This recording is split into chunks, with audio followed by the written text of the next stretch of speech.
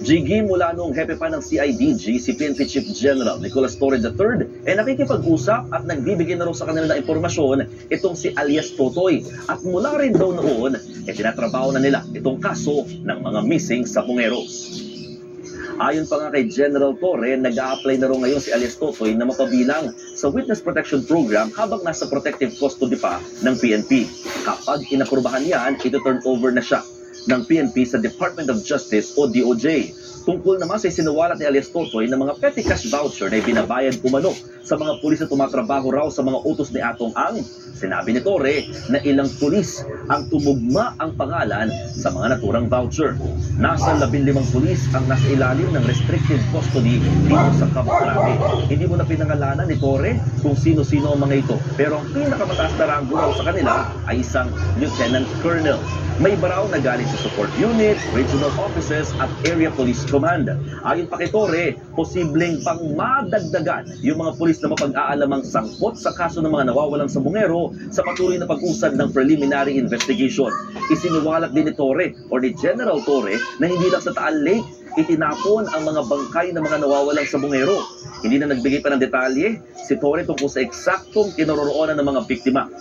Pero sinunog at binaon daw ang ilan sa kanila base na rin sa testimonya ng ilang mga testigo. Jiggy, bukod sa 15 mga pulis na sinasabing may kinalaman sa pagkawala ng mga nawawalang sabungero, ayaw mo nang sabihin ni PNP Chief General Torre kung may mas mataas pang mga ranggo o opisyal ng PNP ang posibleng sangkot din dito. Nagsasagawa na rin daw ng independent investigation ng PNP at NAPOLCOM. Balik sa iyo, Jiggy. Yan ang ulat ni Mon Gualvez mula sa Camp Crame. Inihanda na ng DOJ ang mga reklamong posibleng isampa laban kina Atong Ang at Gretchen Barreto na dinawit ni alias Totoy sa mga kaso ng nawawalang sabungero. Nangunguna sa balita si News 5 Justice Correspondent Camille Samonte.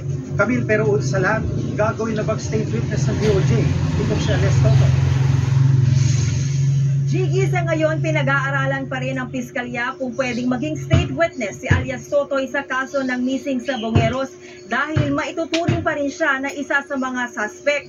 Ayon kay Justice Secretary Jesus Crispin Remulla, kailangan pa rin pag-aralan ng mga testimonya at ebidensya ng mga testigo sa kaso. Sa ngayon, may 20 pangalan na sila ng mga suspect o yung tinatawag na Alpha Group na binubuo ng iba't ibang personalidad na may kinalaman sa pagkakawala ng mga sabongero. Sinabi rin ng DOJ na itinuturing ng suspect sina Atong Ang at Gretchen Barreto. Inahahanda na ng DOJ ang posibleng mga reklamo na isasampa laban sa kanila. May mga lumapit pa raw sa DOJ na gusto ring maging testigo sa kaso. Kinumpirma rin ni Remulla na iniimbestigahan na ng Korte Suprema ang ilang miyembro ng judiciary na naglalakad umano ng mga dating kaso ni Atong Ang. Hindi pa pinangalanan ni Remulla ang pagkakakinilala ng judge at miyembro ng judiciary. Matatanda ang isiniwalat ni alias Totoy na may isang dating judge umano na may hawak sa Mandaluyong City ang naglalakad sa mga kaso ni Ang.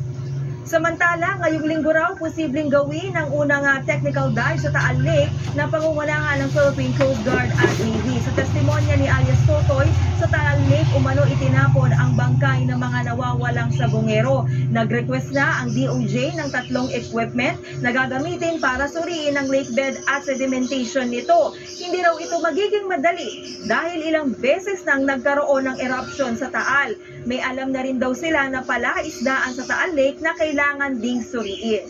Sige, tiniyak naman ni Secretary Remulla sa mga pamilya ng mga biktima na sisikapin nilang manaig ang hustisya.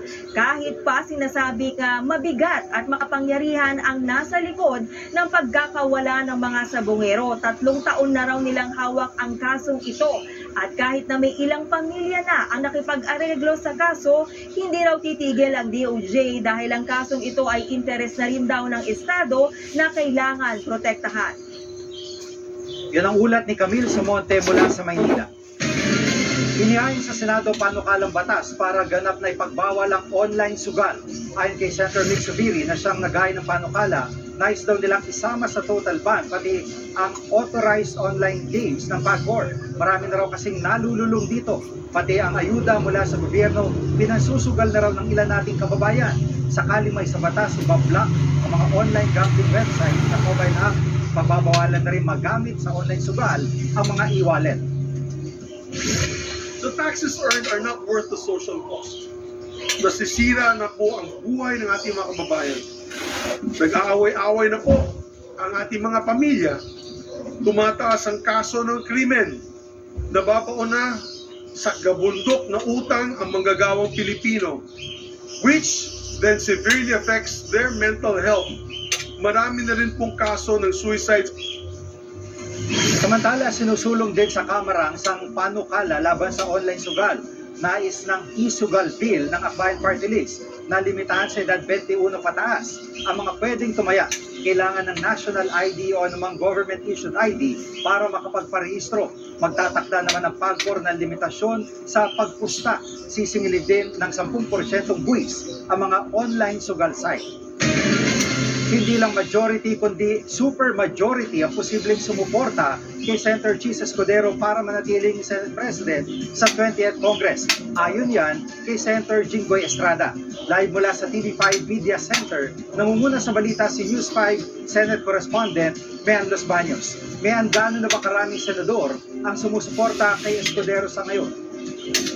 Hindi ayon kay Senate President Pro Tempore Jinggoy Estrada, mahigit 13 senador na ang nakapirma sa resolusyon na pinaiikot ngayon para muling suportahan si Senate President Escudero at manatiling leader ng Senado pagbukas ng 20th Congress. At kaya sinasabi ni Senate President Pro Tempore Jinggoy Estrada, mukhang sigurado na si Senator Escudero pa rin ang leader ng Senado pagbukas nga yan sa July 28. Umaasa rin sila na hindi na magbabago yung isip ng mga kasamahan nila sa Senado, lalo't nakapirma na sila sa resolusyon. Dahil ang sinasabi nga ng iba, marami pang pwedeng mangyari mula ngayon hanggang July 28. Pero sabi nga ni Senator Jinggoy Estrada, ibang usapan na dahil nakapirma na sa resolusyon, GP.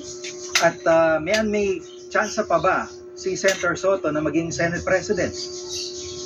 Sige, never say die. Yan naman ang sinasabi ng kampo nila Senator Mig Zubiri na nagtutulak at sumusuporta kay Senator Tito Soto para muling maging leader ng Senado. At ang sinasabi nga ni Zubiri, ayaw niya kasi yung style of leadership nga raw ni Senator Chis Escudero, ni Senate President Escudero. Mas gusto raw niya yung estilo ng pamamahala ni Senator Tito Soto na nagkakaroon ng consensus building, maraming focus, maraming meetings, bago daw mapagdesisyonan, bago mag-come up sa desisyon ang mga senador na hindi daw basta-bastang nagdidikta kung ano ang gagawin nila. Pero nilinaw naman ni Senator Mig Zubiri, di naman niya sinasabing diktador ni Senate President Escudero. Ayaw lang daw niya yung naging pamamahala niya sa impeachment process, ganoon din sa budget na ipinasa nila noong 2024. Narito yung bahagi ng pahayag ni Senator Mig Zubiri nung sinabi namin sa kanya na mukhang mananalo na o mukhang talagang liyamado na sa boto ni Senate President Escudero. Pakinggan natin itong pahayag ni Senator Zubiri. Hindi wow. Congratulations. Pagka ganun. Ako naman, we're not actively campaigning for leadership position. No? Ako, I'm not actively campaigning. Of course, I'm supporting Senator Tito Soto. Gusto sana namin protektahan ang integridad ng Senado. Maawa na kayo. Bugbog na bugbog ng Senado. Bugbog sa matang tao, bugbog na bugbog ng Senado. So, never say die. At mayan sinabi rin ni Senator Mig Zubiri na binigyan ni Senator Escudero ng committee chairmanship ang ilang senador kahit hindi umano sila qualified. Ano reaksyon naman sa mga sumusuporta ni Escudero dito? Sinalungat yung digi ni Senator Jinggoy Estrada at Anya, sinabi niya na dapat pangalanan ni Senator Mig Zubiri sinasabi niya mga hindi kwalipikadong senador na nakatanggap ng committee chairmanship. And as far as they're concerned, lahat naman daw ng nabigyan ng chairmanship o nabigyan ng otoridad na mamuno sa mga committee ay meron naman o kwalipikado naman o may sapat naman na karanasan. For example daw, sila Senator Joel Villanueva, posible daw bumalik as majority leader, posible ring ituloy lang ni Senator Jinggoy Estrada yung pagiging Senate President Pro Tempore. And then sila Senator Pam Aquino ang posibleng mamuno sa Education Committee, Senator Kiko Pangilinan sa Agriculture Committee. Ang makapangyarihang Blue Ribbon Committee, posible naman niyang pamunuan ni Senator Rodante Marcoleta, habang yung Committee on Public Works ay posibleng mapuntayan kay Senator Mark Villar dahil dati na siyang naging DPWH Secretary. And then yung Committee on Social Justice, posible raw pamunuan ni Senator Erwin Tulfo dahil dati na rin siyang naging DSWD Secretary. And then Finance Committee na bubusisi sa budget ng ating bansa para sa susunod na taon, posible raw mapunta kay Senator Wade Gatchalian. Balik sa iyo, Judy. Yan pong ulat ni News 5 Senate Correspondent Mayan Los Baños live mula sa TV5 Media Center.